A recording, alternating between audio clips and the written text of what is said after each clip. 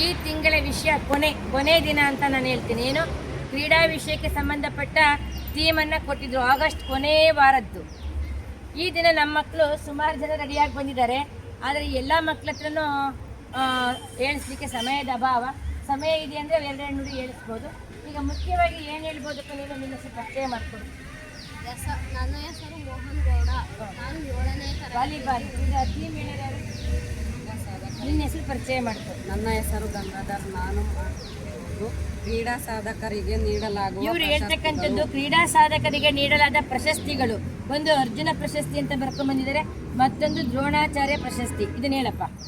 ಅರ್ಜುನ ಪ್ರಶಸ್ತಿ 1961ರಲ್ಲಿ ಭಾರತ ಸರ್ಕಾರದ ರಾಷ್ಟ್ರದಲ್ಲಿನ ಉತ್ಕೃಷ್ಟ ಮಟ್ಟದ ಕ್ರೀಡಾ ಸಾಧಕರನ್ನು ಗುರುತಿಸಲಾಗಿ ಅರ್ಜುನ ಪ್ರಶಸ್ತಿಯನ್ನು ಅಸ್ತಿತ್ವಕ್ಕೆ ತಂದಿರುತ್ತದೆ. ಈ ಪ್ರಶಸ್ತಿಯು ಪ್ರಸ್ತುತ 15 ಲಕ್ಷ ನಗದು ಕಂಚಿನಿಂದ ನಿರ್ಮಿಸಿದ 15 ಲಕ್ಷ ನಗದು ಕಂಚಿನಿಂದ ನಿರ್ಮಿಸಿದ ಅರ್ಜುನನ ಮೂರ್ತಿ ಹಾಗೂ ಪ್ರಮಾಣ ಪತ್ರಗಳನ್ನು ಹೊಂದಿರುತ್ತದೆ. ಖಂಡಿತ. ಇದು ಏನು ಹೇಳುತ್ತೆ? ದ್ರೋಣಾಚಾರ್ಯ ಪ್ರಶಸ್ತಿ 1985ರಲ್ಲಿ ಭಾರತ ಸರ್ಕಾರವು ಕ್ರೀಡಾ ತರಬೇತಿಯಲ್ಲಿ ಉತ್ಕೃಷ್ಟ ಸಾಧನೆಯನ್ನು ಮಾಡಿರುವ ತರಬೇತುದಾರರಿಗೆ ದ್ರೋಣಾಚಾರ್ಯ ಪ್ರಶಸ್ತಿಯನ್ನು ಅಸ್ತಿತ್ವಕ್ಕೆ ತಂದಿರುತ್ತದೆ.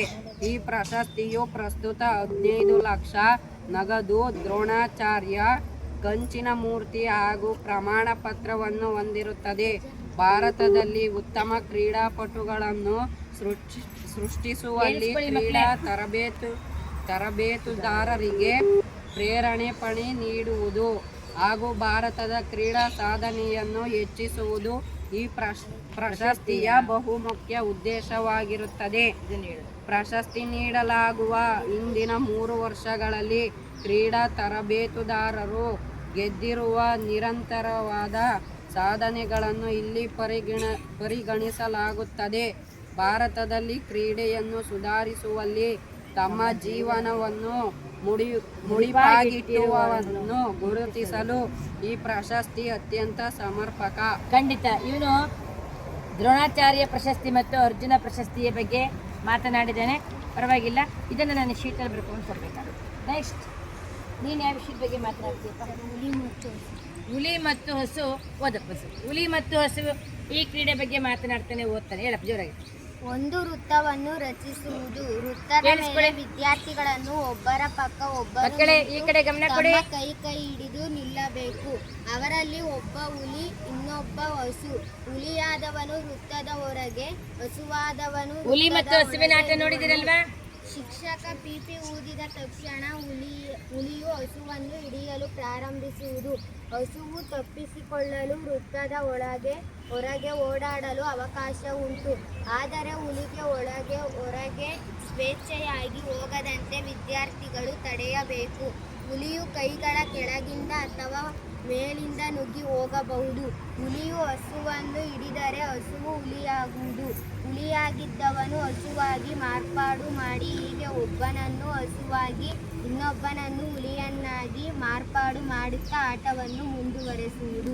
ಹುಲಿ ಮತ್ತು ಹಸುವಿನ ಆಟ. ಖಂಡಿತ. ಮಕ್ಕಳ, ನೀನೇನು ಹೇಳ್ತೀಯಪ್ಪ? ಹಾಕಿ ಬಗ್ಗೆ ಮಾತನಾಡ್ತೀನಿ. ನಿನ್ನ ಹೆಸರು ಪರಿಚಯ ಮಾಡ್ತಾನೆ. ನನ್ನ ಹೆಸರು ಅಂಜನ್, ನಾನು 7ನೇ ತರಗತಿಯಲ್ಲಿ ಓದುತ್ತಿದ್ದೇನೆ. ಹಾಕಿ ಭಾರತದ ರಾಷ್ಟ್ರೀಯ ಕ್ರೀಡೆಯಾಗಿದೆ.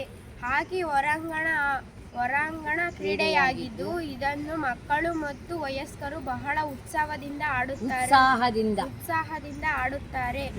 ಈ ಆಟವನ್ನು ಭಾರತ ಮಾತ್ರವೇ ಅಲ್ಲದೆ ಇತರ ದೇಶಗಳಲ್ಲಿ ಆಡುವರು. ಈ ಆಟವು ಮೊದಲು ಇಂಗ್ಲೆಂಡಿನಲ್ಲಿ ಪ್ರಾರಂಭವಾಯಿತು. ಕ್ರಿಕೆಟ್ನಂತೆಯೇ ಹಾಕಿಯನ್ನು ಬ್ರಿಟಿಷರು ಭಾರತಕ್ಕೆ ತಂದರು. ಹಾಕಿ ಆಟದಲ್ಲಿ ಚಿನ್ನದ ಪದಕ ಪಡೆದವರು. ನೋಡು, ಹಾಕಿ ಆಟದಲ್ಲಿ ಚಿನ್ನದ ಪದಕ ಪಡೆದವರು ಯಾರು ಅಂತ ಹೇಳ್ತಾನೆ.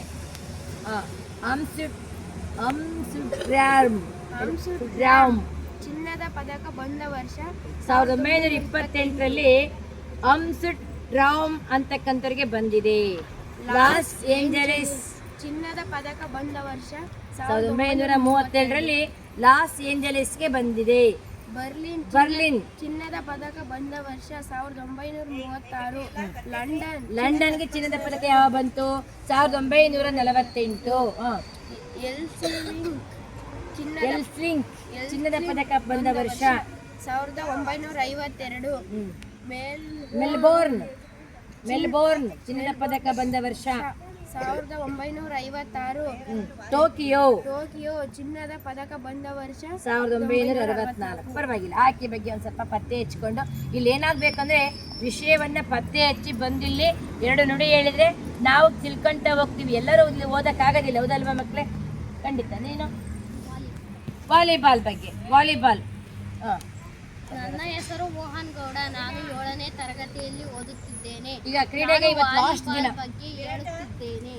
ನಾನು ನೆಕ್ಸ್ಟ್ ಸೆಪ್ಟೆಂಬರ್ ವಿಷಯ ಬಗ್ಗೆ ಆಟದಲ್ಲಿ ಪ್ರತಿಯೊಂದು ತಂಡದಲ್ಲಿ 6 ಆಟಗಾರರೊಂದಿಗೆ 6 ಬದಲಿ ಆಟಗಾರರಿರುತ್ತಾರೆ. ನಾಣ್ಯ ಚಿಮ್ಮುಗೆಯ ಮುಖಾಂತರ ಯಾವ ತಂಡದ ಟಾಸ್ಕ್ ಅಂತ ಕರಿತೀವಲ್ಲ ಅದು ಸರ್ವಿಸ್ ನೊಂದಿಗೆ ಪಂದ್ಯವನ್ನು ಪ್ರಾರಂಭಿಸಬೇಕು ಅಂತಕ್ಕಂಥದ್ದು. ಟಾಸ್ಕ್ ಹಾಕೋದ್ರ ಮೂಲಕ ಯಾರು ಪ್ರಾರಂಭ ಮಾಡಬೇಕು ಅನ್ನೋದು ಗೊತ್ತಾಗುತ್ತೆ, ನಿರ್ಣಯಿಸಲಾಗುತ್ತದೆ. ಒಂದೊಂದು ತಂಡ ಪಕ್ಕ ಬದಲಾವಣೆಯ ಮುಖಾಂತರ ಸರ್ವಿಸ್ ಪಡೆದುಕೊಂಡರೆ ಅದರ ಆಟಗಾರರು ಪ್ರದಕ್ಷಿಣೆಯ ದಿಕ್ಕಿನಲ್ಲಿ ಒಂದು ಸ್ಥಾನ ಮುಂದಕ್ಕೆ ಹೋಗಬೇಕಾಗುತ್ತದೆ. ಒಂದೊಂದು ತಂಡ ಪಕ್ಕ ಬದಲಾವಣೆಯ ಮುಖಾಂತರ ಸರ್ವಿಸ್ ಪಡೆದುಕೊಂಡರೆ ಅದರ ಆಟಗಾರರು ಪ್ರದಕ್ಷಿಣೆಯ ದಿಕ್ಕಿನಲ್ಲಿ ಒಂದು ಸ್ಥಾನ ಮುಂದಕ್ಕೆ ಹೋಗಬೇಕಾಗುತ್ತದೆ. ಉಳಿದೆಲ್ಲ ಆಟಗಾರರು ಅನುಕ್ರಮ ಪಾಲಿಸಿ ಒಂದೊಂದು ಸ್ಥಾನ ಪ್ರದಕ್ಷಿಣೆಯಾಗಿ ಮುಂದಕ್ಕೆ ಚಲಿಸುತ್ತಾರೆ. ಅಂಕಣವನ್ನು ಗುರುತಿಸುವ ಎಲ್ಲಾ ಗೆರೆಗಳು ನಿಗದಿಪಡಿಸಿದ ಅಳತೆಯೊಂದಿಗೆ ಸೇರ್ಪಡೆಯಾಗುವುದರಿಂದ ಯಾವುದೇ ಗೆರೆಯೊಂದಿಗೆ ಚೆಂಡು ಸಂಪರ್ಕಕ್ಕೆ ಬಂದರೆ ಅದನ್ನು ಸರಿ ಅಥವಾ ಮಾನ್ಯ ಎಂದು ಪರಿಗಣಿಸಲಾಗುತ್ತದೆ. ಇನ್ನೂ ಚೆನ್ನಾಗಿ ಓದ್ಕೊಂಡು ಒಂದು 5-6 ಸಲ ಓದ್ತೀನಿ. ನೀನೇನು ಮಾಡ್ತೀಯ? ಈಗ ಸಮಯದ ಅಭಾವ. ಖೋಖೋ ಸ್ವಲ್ಪ ಹೇಳು. ಇವಳು ಖೋಖೋದ ಬಗ್ಗೆ ಮೊಟಕು ಮಾಡಿ ಸ್ವಲ್ಪ ಹೇಳು. ಹೇಳಮ್ಮ. ಖೋಖೋ ನಾವೆಲ್ಲ ಆಡಿದೀವಲ್ಲ ಮಕ್ಕಳೇ, ಆಲ್ರೆಡಿ ಗೆದ್ದು ಬಂದಿದ್ದೀವಲ್ಲ. ಖೋಖೋದಲ್ಲಿ ನಿಯಮಗಳು ನಿಮ್ಗೆ ಗೊತ್ತಿರ್ತವೆ. 1-2 ನುಡಿ ಹೇಳಮ್ಮ ನೋಡೋಣ. ಖೋಖೋ ಆಟವು ಕಬಡ್ಡಿ ಆಟವಂತೆ ಅಪ್ಪಟ ಭಾರತೀಯ ಗ್ರಾಮೀಣ ಕ್ರೀಡೆ ಇದು ಖೋಖೋ. ಇದನ್ನು ಸಹ ಭಾರತ ದೇಶದಲ್ಲಿ ಆವಿಷ್ಕರಿಸಲಾಗಿದೆ. ಅಂದ್ರೆ ಪ್ರಪ್ರಥಮ ಕಂಡಿಡ್ತಕ್ಕಂಥದ್ದು. ಆವಿಷ್ಕಾರ ಅಂದ್ರೆ ಹುಡುಕ್ತಕ್ಕಂಥದ್ದು, ಪತ್ತೆ ಹಚ್ಚತಕ್ಕಂಥದ್ದು. ಈ ಒಂದು ಆಟ ಇದೆ ಅಂತಕ್ಕಂಥ ಭಾವನೆಯಿಂದ ವೇಗ, ಚುರುಕುತನ, ಕಷ್ಟ ಸಹಿಷ್ಣುತೆ ಮುಂತಾದ ದೈಹಿಕ ದಾರ್ಢ್ಯಗಳನ್ನು ಬಳಸಿ ಆಡುವ ಕ್ರೀಡೆ. ನೋಡಿ, ಈ ಖೋಖೋ ಅಂತಕ್ಕಂಥದ್ದು ಆಟ ಆಡ್ಬೇಕಂದ್ರೆ ವೇಗ, ಇದರಲ್ಲಿ ವೇಗನೇ ಮುಖ್ಯ. ಎಷ್ಟು ಬೇಗ ಓಡೋಗಿ ಮುಟ್ತೀವೋ, ಎಷ್ಟು ಬೇಗ ರನ್ನಿಂಗ್ ರೇಸ್ ಯಾರು ಫಾಸ್ಟ್ ಇರ್ತಾರೋ ಅವರು ಖೋಖೋದಲ್ಲಿ ಗೆಲ್ತಾರೆ. ಅದಕ್ಕೆ ವೇಗ ಬೇಕು.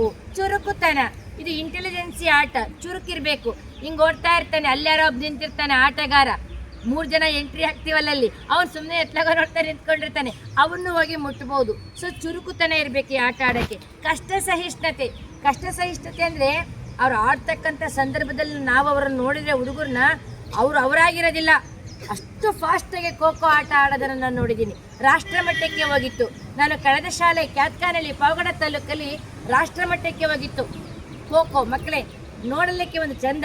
ಅದಕ್ಕೆ ಕಷ್ಟ ಸಹಿಷ್ಣುತೆ, ಎಷ್ಟೇ ಕಷ್ಟ ಬಂದ್ರೂ ಸಹಿಸ್ಕೊಂಡು ನಾವು ಆಟ ಆಡ್ತೀವಿ, ನಾವು ಬೀಳ್ತೀವಿ, ಹೇಳ್ತೀವಿ ಅನ್ನೋ ಪರಿವೇ ಇರೋದಿಲ್ಲ. ಅದಕ್ಕೆ ಕಷ್ಟ ಸಹಿಷ್ಣುತೆ ಅಂತ ಕರಿತೀವಿ. ಮುಂತಾದ ದೈಹಿಕ ದಾರ್ಢ್ಯಗಳು ಇರ್ತವೆ ಈ ಒಂದು ಆಟದಲ್ಲಿ ಅಂತ ಹೇಳೋದು. ಆಡುವ ಈ ಕ್ರೀಡೆಯು ತನ್ನದೇ ಆದ ಕೆಲವೊಂದು ಕೌಶಲ್ಯಗಳನ್ನು ಒಳಗೊಂಡಿದೆ. ಸಾಕು ಬಿಡಮ್ಮ. ಕೌಶಲ್ಯ ಖಂಡಿತ ಮಕ್ಕಳೇ. ಆಟಕ್ಕೂ ಒಂದು ಕೌಶಲ್ಯ ಇರುತ್ತೆ.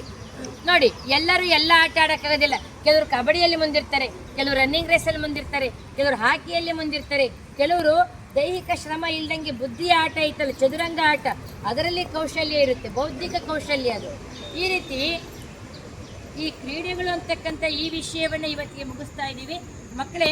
ನಾವು ಶಾಲಾ ಚೌಕಟ್ಟಿನ ಒಳಗಡೆ ಮಕ್ಕಳೇ ಇಲ್ಲಿ ಕೇಳಮ್ಮ, ಶಾಲಾ ಚೌಕಟ್ಟಿನೊಳಗಡೆ ಕಲಿತಕ್ಕಂಥದ್ದು ಒಂದು ಜ್ಞಾನ, ಅದೊಂದು ಕಲಿಕೆ.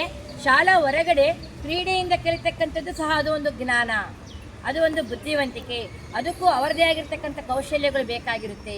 ನಾವು ಒಳಗಡೆ ಏನು ಹೇಳ್ತೀವಿ, ರೀಡಿಂಗ್ ರೈಟಿಂಗ್ ಅಲ್ಲ, listening speaking reading and writing ಬರುತ್ತೆ. ಇಲ್ಲಿ ಒಳಗಡೆ ಏನು ಕಲಿತೀವಿ, ಶಾಲೆಯಿಂದ ಹೊರಗಡೆ ಕಲಿಬೇಕಾದ್ರೆ ಬೌದ್ಧಿಕ ಮಟ್ಟ, ಅವ್ರು ಹೇಳ್ದಂಗೆ ಕಷ್ಟ ಸಹಿಷ್ಣುತೆ, ದೇಹದಾರ್ಢ್ಯ ಅಲ್ಲೇನಪ್ಪ, ಮತ್ತು ಸ್ಕಿಲ್ ಚುರುಕುತನ ಇರಬೇಕಾಗತ್ತೆ. ಅದಲ್ಲ, ಈ ಥರ ಕಲಿಕೆಗಳನ್ನು ಶಾಲೆಯ ಹೊರಗಡೆ ಕಲಿತೀವಿ ಮಕ್ಕಳೇ. ಇವೆರಡೂ ಸಹ ಸಮತೂಕ ಇರುತ್ತೆ. ಒಳಗಡೆ ಕಲಿತಕ್ಕಂಥದ್ದು ಒಂದು ಜ್ಞಾನ, ಹೊರಗಡೆ ಕಲಿತಕ್ಕಂಥದ್ದು ಒಂದು ಜ್ಞಾನ. ಈಗ ನಮ್ಮ ಶೈಕ್ಷಣಿಕ ಇಲಾಖೆ ಏನು ಮಾಡ್ತಾ ಇದೆ ಅಂದರೆ 50% ಶಾಲೆಯ ಹೊರಗಡೆಯೂ ಸಹ ನಮಗೆ ಅಂಕಗಳನ್ನು ನಿಗದಿ ಮಾಡಿದೆ. ಅದಲ್ಲ ಮಕ್ಕಳೇ, ನೋಡಿ ಈಗ ಅನುಭವಾತ್ಮಕ ಕಲಿಕೆ ತಂತು, ಅದಕ್ಕೂ ಅಂಕ ನಿರ್ಧಾರ ಆಗಿದೆ. ಮಕ್ಕಳೇ, ಕ್ರೀಡೆ ಬಗ್ಗೆ ಇಲ್ಲಿಯವರೆಗೂ ಈ ವಾರ ಪೂರ್ತಿ ನಡೆಸಿಕೊಟ್ಟಿರ್ತಕ್ಕಂಥ, ಇಲ್ಲಿ ನಿಂತಿರ್ತಕ್ಕಂಥ ವಿಷಯವನ್ನು ಪತ್ತೆ ಹಚ್ಚಿಕೊಂಡು ಬಂದು ಇಲ್ಲಿ ಮಂಡಿಸ್ತಾ ಇದ್ದಾರೆ. ಆ ಮಕ್ಕಳಿಗೆ ಒಂದು ದೊಡ್ಡ ಚಪ್ಪಾಳೆ ಬರಲಿ. ನೆಕ್ಸ್ಟ್ ಸೋಮವಾರ ಸೆಪ್ಟೆಂಬರ್ ತಿಂಗಳ ಎಲ್ಲ ವಿಚಾರವನ್ನು ನಿಮಗೆ ಹೇಳ್ತಾ ಈ ಕಾರ್ಯಕ್ರಮವನ್ನು ಮುಗಿಸ್ತಾ ಇದ್ದೀವಿ.